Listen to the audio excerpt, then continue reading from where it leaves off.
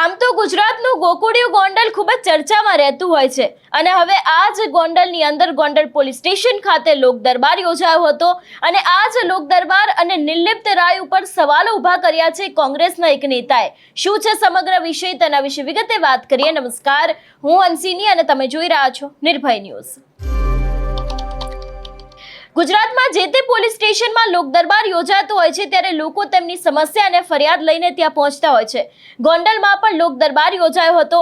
એ સમયે કોંગ્રેસના નેતાઓને કહેવામાં જ નથી આવ્યું કે લોક દરબાર યોજાયો છે તો પછી એ લોકો પોતાની ફરિયાદ લઈને કેવી રીતે જાય, એવા આક્ષેપો કોંગ્રેસના નેતા દ્વારા કરવામાં આવ્યા છે। એટલું જ નહીં, એવું પણ કહેવામાં આવ્યું છે કે કોંગ્રેસ છેલ્લા ઘણા સમયથી ગોંડલમાં આવારા તત્વો બેફામ બન્યા છે। ઘણા બધા લોકો એવા પણ છે કે જે ખુલ્લેઆમ દાદાગીરી કરી રહ્યા છે। દરેક લોકોને લઈને ઘણી બધી વખત રજૂઆત કરવામાં આવી છે, ફરિયાદ કરવામાં આવી છે, તો પછી લોક દરબાર યોજાયો હતો એ સમયે કોંગ્રેસના નેતાઓને કેમ બોલાવવામાં નથી આવ્યા? શું ભારતીય જનતા પાર્ટી સાથે કોઈ સાંઠગાંઠ છે કે કેમ? એવા દરેક સવાલો કોંગ્રેસના નેતાએ પૂછ્યા છે।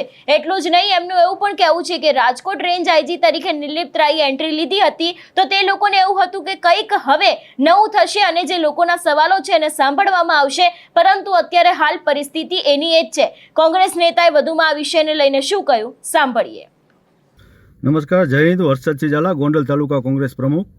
આજરોજ સોશિયલ મીડિયામાં અમે જોયું ગોંડલ તાલુકા પોલીસ સ્ટેશન ખાતે રાજકોટ જિલ્લા એસપી સાહેબની અધ્યક્ષતામાં લોક દરબાર યોજાયો।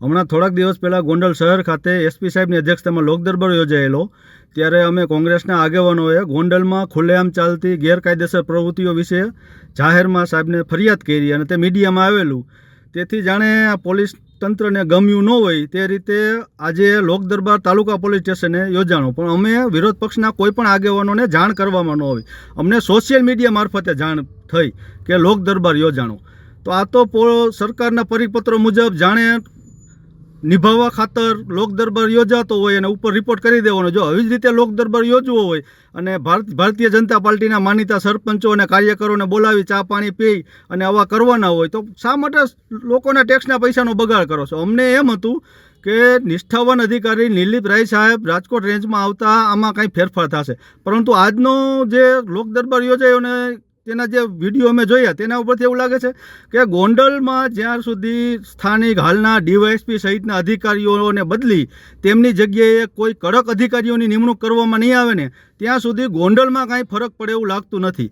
કારણ કે જો ખરેખર એને બદલાવ લાવવો હોય તો અમને વિરોધ પક્ષના લોકોને બોલાવી અને અમારી રજૂઆતો સાંભળવી જોઈએ, પરંતુ એવું કાંઈ કરવામાં ન આવ્યું।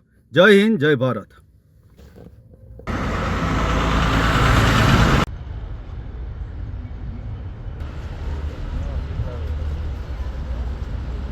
પોલીસ સ્ટેશન ગોંડલના આઈપીએસ પ્રોફેશનલ એવા આદરણીય શ્રી પ્રખર કુમાર તથા તમામ અગ્રણીઓ ઉપસ્થિત પૂરા ભાવથી ગોંડલ તાલુકા પોલીસ સ્ટેશન વતી રાજકોટ ગ્રામ્ય પોલીસ અર્પણ કરી પુષ્પગુચ્છ અર્પણ કરી આપણે જોરદાર તાલીઓ ગયા આ તકને વધાવી ગુમ થયેલ હતા ચોરાયા ખૂબ સુંદર સાહેબ શ્રી વિજયસિંહ ગોજર સાહેબ।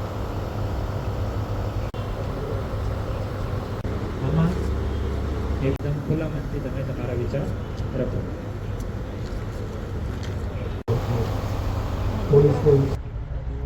મારા ગામમાં તો લગભગ